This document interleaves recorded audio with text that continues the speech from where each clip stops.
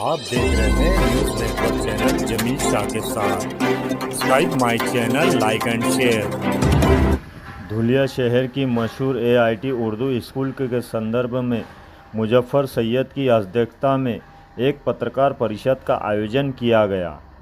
इस पत्रकार परिषद में नवनिर्वाचित अध्यक्ष व डायरेक्टर ने अंजुमन इशास तालीम संस्था के विरोधक बॉडी पर ये आरोप लगाया है कि जो हमारे विरोध में संस्था की बॉडी है वो एक पारिवारिक व भ्रष्टाचारी है। उनके विरोध में हमने न्यायालय में कई केस दर्ज कराए हैं। मुजफ्फर सैयद व डॉक्टर राशिद ने विरोधियों पर कई आरोप लगाए हैं, जैसे टाइगर फैब्रिक की 1 लाख रुपए का चेक व 10 लाख रुपए का मामला, बोगस टीचर भर्ती, हमारे साथ अश्लील भाषा का इस्तेमाल व मारधाड़ करने जैसे आरोप भी लगाए हैं। उन्होंने कहा है कि हम आगे भी पुरावे के साथ पत्रकार परिषद जल्दी ही लेंगे। ये एक गैर कानूनी बॉडी है, इलीगल बॉडी है, और इसकी वजह से जो है तो स्कूल को, अदारे को और बच्चों की तालीम को नुकसान होगा। तो इसमें तो सबसे पहले एक चीज़ हम लोग ये आपको बताना चाह रहे थे और आपके ज़रिए से आवाम को ये बताना चाह रहे थे कि ये जो बात बोल रहे हैं कि हमारी बॉडी गैर कानूनी है, तो इसमें सबसे पहले एक चीज़ ये समझ लो कि 2008 से 2014 ये एक टर्म है, और 2014 से 2019 एक टर्म है, और 2019 से 2024 ये एक टर्म है, और 24 से 29 की एक टर्म है।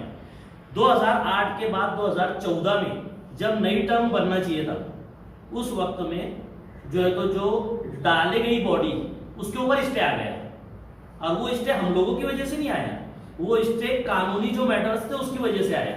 उसमें हमारा कोई अमल दखल नहीं था, कानूनी तौर पर वो बॉडी रिजेक्ट हो गई जिसको कहेंगे। उसके बाद में जो 19 से 24 की बॉडी डाली गई वो आज तक के पेंडिंग है, उस पर सुनवाई जारी है। अब 29 से 24 की जो बॉडी डाली गई उस पर भी अभी भी सुनवाई जारी है, वो भी अभी तक की नहीं। मतलब 2014 से लेके 2024 तक और आज तक कोई भी कानूनी तौर पर मंजूर बॉडी उस स्कूल की अंजुमन इशात तालीम की है ही नहीं। तो जो लोग अपने आप को उस तंजीम, उस अदारे का जिम्मेदार बताते हैं, तो वो खुद कानूनी तौर पर 10 साल से रिजेक्ट हो चुके हैं। जब वो 10 साल से रिजेक्ट हो गए हैं तो वो कैसे हम लोगों को गैर कानूनी ठहरा सकते हैं?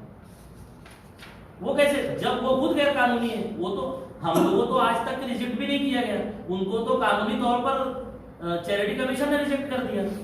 तो वो एक जो है एक ये चीज कि वो खुद गैर कानूनी है और हमें गैर कानूनी बताना चाहते हैं, मिसगाइड करना चाहते हैं कि ये गैर कानूनी है। आवाम को मिसगाइड कर रहे हैं, आपको मिसगाइड कर रहे हैं, हर किसी को मिसगाइड कर रहे हैं। और दूसरा एक उन्होंने जो एक इल्जाम लगाया है कि तालीम का और अदारे का नुकसान होगा।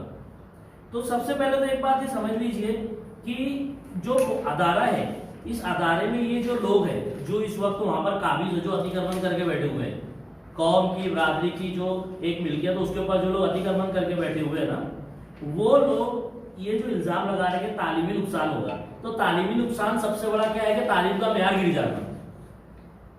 अब तालीम का मेयार गिरेगा कैसे? तालीम का मेयार गिरेगा ऐसे कि ना अहल टीचर, अपने घर के टीचर ये जब लगा लिए जाएंगे और सलाहियत वाले, काबिलियत वाले टीचर इनकी वजह से घर बैठे रहेंगे, तो तालीम का मेयार गिरेगा। अब इन्होंने किया क्या कि अपने बच्चों को, अपने घर वालों को बतौर टीचर वहां पर लगा दिया, तो तालीम का मेयार गिरेगा। और इसका एक सबसे पुख्ता सबूत यह है कि जो वहां पर एडमिशंस होते थे, पिछले कई सालों के एडमिशंस के रिकॉर्ड निकाल के देख लो और इस साल के एडमिशन के रिकॉर्ड निकाल लो, मुसलसल उसमें कमी आती जा रही है। तो क्यों कमी आ रही है? क्या आप ऐसी कोई स्कूल में आपके बच्चों को पढ़ाएंगे जहां पर तालीम का मेयार ही ठीक नहीं है? तालीम का मेयार ठीक नहीं है, इसके लिए सरपरस्त वहां बच्चों को पढ़ा नहीं रहे, इसके लिए एडमिशन नहीं हो रहा है। तो ये जो मतलब ये जो परिवारवाद है, ये जो अकरबा परवरी है, जो खानदानी निज़ाम जो वहाँ चल रहा है, वहाँ पर उस वजह से बच्चों का नुकसान, तालीमी नुकसान ज़्यादा हो रहा है, ना कि हम लोगों की वजह से। हम यहाँ जो बैठे हुए लोग हैं, इसमें ऐसा कोई आदमी नहीं है जिसके ऊपर कोई मर्डर का केस हो, किसी के ऊपर कोई फ्रॉड का केस हो, ऐसे तो कोई लोग नहीं है। लेकिन वो जो बॉडी है, जो वो लोग हैं, उनके ऊपर सबके ऊपर अफर तफर के आरोप है, सबके ऊपर फ्रॉड के केसेस है। यहाँ तक के धुलिया कोर्ट से तो उनके ऊपर गिरफ्तारी का ऑर्डर भी निकले थे, औरंगाबाद हाई कोर्ट से जाकर उन लोगों ने उसके ऊपर स्टे लाया, और वो भी 18 के ऊपर स्टे है, जिसके ऊपर हम काम कर रहे हैं, इंशाल्लाह वो भी रिजेक्ट हो जाएगी उनकी।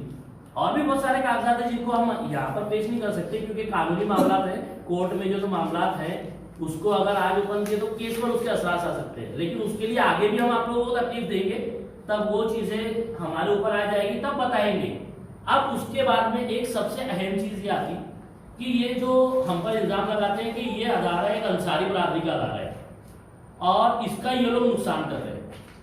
तो मेरा सवाल ये है कि 2014 के बाद में जब इन लोगों ने अपने आप को वहां पर डायरेक्टर बनाया, जो कि बॉडी रिजेक्ट है, उनकी हैसियत ही नहीं डायरेक्टर की, उस बॉडी में जब हमारे सदर, मौजूदा सदर जो है मुजफ्फर अली सैयद, उनकी अफर तफर पर जब ऑब्जेक्शन लेने लगे, इन्होंने वहां पर ऑब्जेक्शन लिया, वहां पर कुछ चीजों पर इन्होंने मतलब रोक लगाई, तो इनको वहां से साइड में कर दिया गया, उनको किनारे किया गया स्कूल का।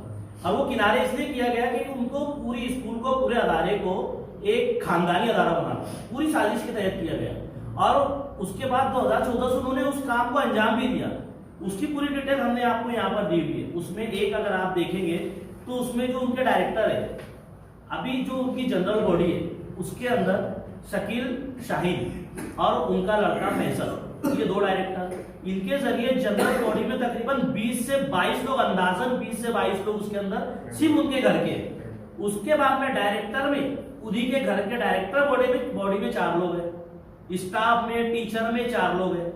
उसके बाद में मुजफ्फर राजा भैया, इनके घर के जनरल बॉडी में अंदाजन 5 से 8 लोग हैं, डायरेक्टर बॉडी में 2 लोग हैं, स्टाफ में 3 से 4 लोग हैं। अकील अहमद मोहम्मद सादिक जो वहां के सेक्रेटरी है, उनके घर के अंदाजन 7 से 8 लोग जनरल बॉडी में, डायरेक्टर बॉडी में वो खुद हैं, उनकी बहन वहां पर हेडमास्टर है, उनकी भतीजी वहां पर टीचर है, उनकी भांजी वहां पर टीचर है। वो कैसे टीचर बनी और उसको क्यों टीचर बनाया गया वो भी आगे बताता हूं मैं अभी। उसके बाद में हाजी शव्वाल अमीन वहां पर डायरेक्टर है, उनके 4-5 लोग उनके घर के जनरल बॉडी में, वो खुद वहां के डायरेक्टर है। उसके बाद में असलम सिराज, वो खुद वहां पर डायरेक्टर है, उनका भाई वहां पे डायरेक्टर है, उनके घर से जनरल बॉडी में 7 से 8 लोग हैं। उसके बाद में वो खुद वो और उसका एक भाई जो है तो वो वहां पर डायरेक्टर है। उसके बाद में आप उसका एक भाई वहां पर टीचर है। उसके बाद में एक जो है तो अबरार अहमद, ये मुजफ्फर हुसैन राजा भैया के साले, इनके खुद के भी घर के 4 से 5 जो तो जनरल बॉडी में मेंबर है और खुद वो भी डायरेक्टर है। तो ये तो फिर कुल मिलाकर 2 से 3 खानदानों की अजारादारी हो गई। तो ये क्या, ये अदारा किसी अंसारी बरादरी का या कौम का है क्या, रह गया है क्या?